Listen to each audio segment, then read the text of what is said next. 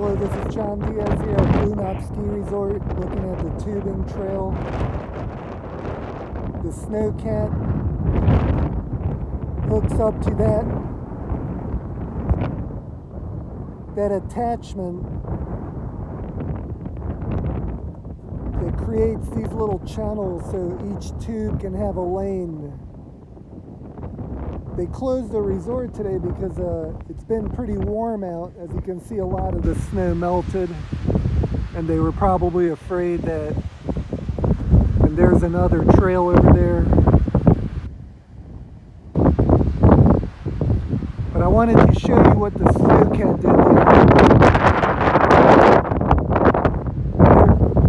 There's the snowmaking machine.